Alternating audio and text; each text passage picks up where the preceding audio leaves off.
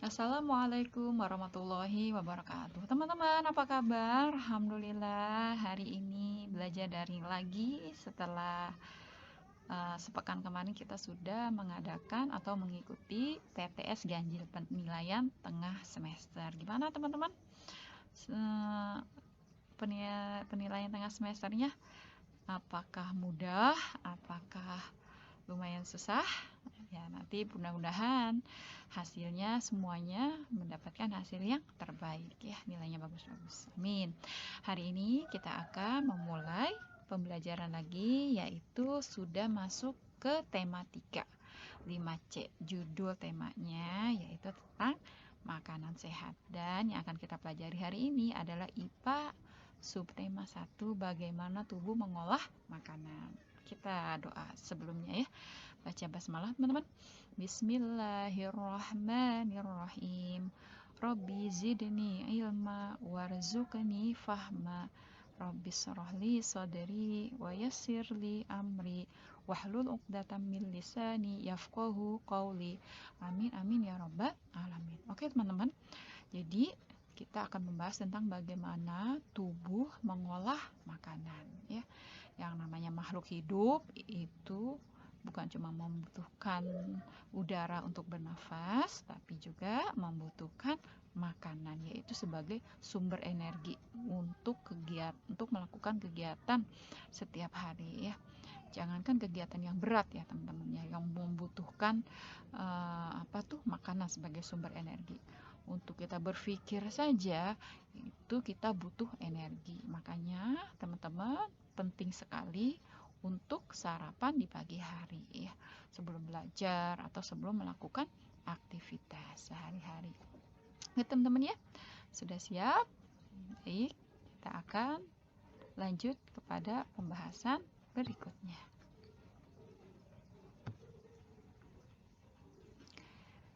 Sistem pencernaan pada hewan pemamah biak. Sistem pencernaan pada hewan pemamah biak. Teman-teman mungkin masih asing ya. Hewan pemamah biak. Apaan tuh hewan pemamah biak? Biasanya kita taunya hewan yang beranak dan hewan yang bertelur. Ini apa nih? Hewan pemamah biak. Yuk kita simak ya. Kita pelajari bersama-sama apa itu hewan pemamah biak. Ya. Jadi hewan pemamah biak atau bisa disebut juga dengan ruminansia. Namanya cantik ya, seperti nama perempuan. Ruminansia adalah hewan yang mengunyah kembali makanannya setelah ditelan ya. Jadi dia makan gitu ya. Nah, kemudian nanti dikunyah lagi. Bukan berarti dia makan si binatang itu ya. Kemudian dia lepeh gitu terus dijilat lagi atau masuk lagi ke mulutnya gitu, kemudian ditelan gitu ya, bukan seperti itu ya. Jadi kita pahami dulu baik-baik ya. Hewan pemamah biak atau bisa disebut juga dengan ruminansia adalah hewan yang mengunyah makanannya setelah ditelan. Nah, sekarang kita akan mempelajari bagaimana caranya si hewan pemamah biak ini kok bisa mengunyah makanannya yang sudah ditelan gitu ya. Oke, ini dia contoh hewan-hewan pemamah biak atau disebut juga dengan ruminansia. Yang pertama adalah kerbau. Oke. Terus yang kedua adalah hewan pemamah biak atau ruminansia adalah si jerapah. Ada lagi hewan ruminansia itu kuda. Dan yang termasuk ke ruminansia selanjutnya adalah kambing. Dan yang terakhir hewan ruminansia adalah rusa ya teman-teman. Jadi si kerbau, kemudian jerapah, kuda, kambing, dan rusa, mereka ini termasuk ke dalam hewan pemamah biak atau disebut juga dengan ruminansia gitu ya. Oke, simak baik-baik teman-teman ya.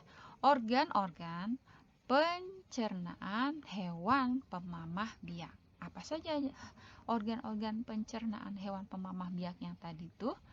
Yaitu yang pertama adalah rongga mulut, ya.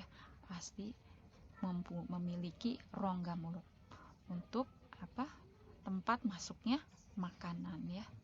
Kemudian setelah makanan masuk ke dalam rongga mulut, ya. Mulut itu kan ada apa, teman-teman? Di mulut ada gigi, ya. Gigi itu gunanya ada untuk menghancurkan makanan supaya halus. Kemudian baru langsung ke kerongkongan. Setelah kerongkongan disalurkan, ya, lewat kerongkongan masuk ke dalam lambung, ya. Lambung ini adalah tempat makanan. Kemudian masuk ke usus halus. Kemudian ke usus besar, baru yang terakhir adalah anus. Anus itu artinya tempat kotoran, ya, tempat pembuangan kotoran. Namanya anus, ya. Jadi organ-organ pencernaan hewan pemamah biak yaitu yang pertama adalah rongga mulut, ya. Masuk ke rongga mulut, kemudian disalurkan ke kerongkongan, masuk ke lambung, kemudian usus halus, usus besar, dan yang terakhir adalah anus, ya. Oke, simak baik-baik. 4 bagian lambung sapi, ya. Sapi itu kan dikatakan sebagai salah satu binatang pemamah biak atau ruminansia. Bagaimana? Jadi si binatang ruminansia atau pemamah biak ini memiliki 4 bagian lambung, teman-teman, ya, yang mungkin tidak ada di hewan-hewan lain kecuali hanya ada pada hewan ruminansia atau pemamah biak. Itu kita simak baik-baik, teman-teman. Lihat, ini ada gambarnya, contohnya adalah sapi. Jadi di lambungnya itu 4 bagian, ya. Yang pertama disebutnya rumen. Rumen, ya, teman-teman, bukan ramen. Kalau ramen makanan. Rumen. Kemudian disebut ada lagi omasum, kemudian ada abomasum, dan yang terakhir adalah retikulum. Ini dia 4 bagian lambung sapi. Ayo sama-sama. Yang pertama rumen, yang kedua omasum, yang ketiga abomasum, yang terakhir yang keempat adalah retikulum, ya. Sekarang kita simak. Coba rumen. Rumen ini adalah tempat makanan masuk dari mulut ke rumen, ya. Makanan yang dimakan oleh sapi ini misalnya adalah oh iya, teman-teman, yang namanya pemamah biak itu atau ruminansia itu adalah hewan-hewan yang memakan rumput, gitu ya, atau dedaunan, ya. Jadi makanan masuk ke dalam mulut, kemudian masuk ke dalam rumen, ya. Rumen itu adalah makanan tempat makanan yang dia makan itu masuk ke dalam rumen, lambung rumen, bagian rumen. Tapi sebagian juga ada yang masuk ke dalam retikulum, ya. Retikulum itu adalah, ya, sebagian besar masuk ke dalam retikulum di makanan yang dicerna dengan bantuan ada mikroorganisme di dalam retikulum itu. Makanya dari makanan itu bisa dibawa kembali ke mulut, ya. Jadi dari si retikulum itu makanan udah sampai nih ke retikulum. Nah, dia di retikulum itu punya kemampuan untuk kemudian disalurkan lagi, gitu ya, ke mulutnya si sapi misalnya. Nah, terus dikunyah, gitu ya. Kemudian baru ditelan lagi. Nah, itu disebut dengan pemamah biak. Kemudian ada juga omasum. Kalau omasum itu yaitu dari mulut makanan ditelan masuk ke dalam omasum ini. Nah, di sini nih di omasum ini air dipisahkan dari makanan, ya. Dan yang terakhir adalah abomasum. Abomasum itu makanan yang dicerna dengan bantuan enzim pencernaan hewan. Jadi kalau si binatang pemamah biak ini, teman-teman, dia itu dalam keadaan istirahat, ya. Dalam keadaan istirahat, bukan dalam kondisi makan. Misalnya kalau Bu Nisa dulu pernah memelihara kambing, ya. Jadi kambing itu kan kalau siang itu dikeluarkan, ya, untuk mencari makan, kemudian pulang pada sore hari. Nah, di malam hari biasanya hewan pemamah biak atau ruminansia ini sering mengunyah kembali makanannya. Jadi ngunyahnya kayak seperti makan, gitu, teman-teman, ya. Dikunyah gitu. Dulu Bu Guru tanya tuh sama ibu, ya, Bu, kok kenapa kambing kok kan nggak ada rumput, nggak dikasih rumput gitu, tapi kok dia kayak makan ya gitu. Apa ada ke mungkin ada makanan yang nyangkut gitu di gigi. Oh iya, itu kalau kambing memang seperti itu. Jadi dia mengunyah kembali makanannya yang tadi siang dia makan gitu ya. Oh ternyata ini ya.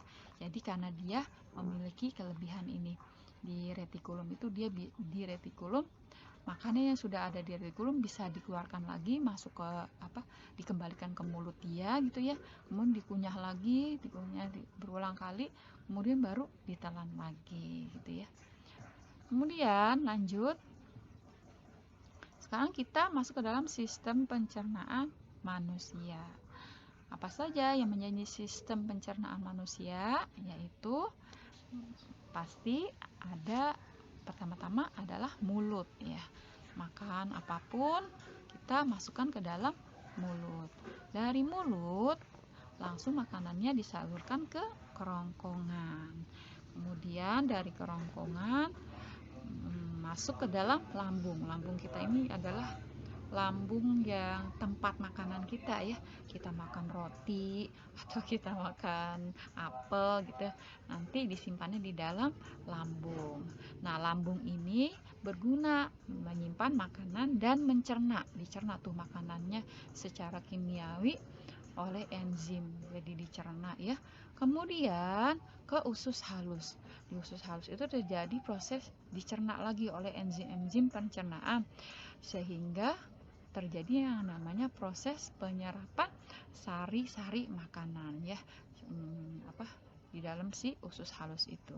Kemudian di usus besar itu adalah tempat penyerapan air ya, air dari sisa-sisa makanan yang kita makan. Nah, kemudian baru terakhir ke anus. Jadi sisa-sisa pencernaan, sisa-sisa makanan kita dikeluarkan melalui anus, yaitu tempat pembuangan kotoran, namanya anus ya teman-teman. Oke, ini ada kelenjar pencernaan manusia. Apa saja kelenjar pencernaan manusia?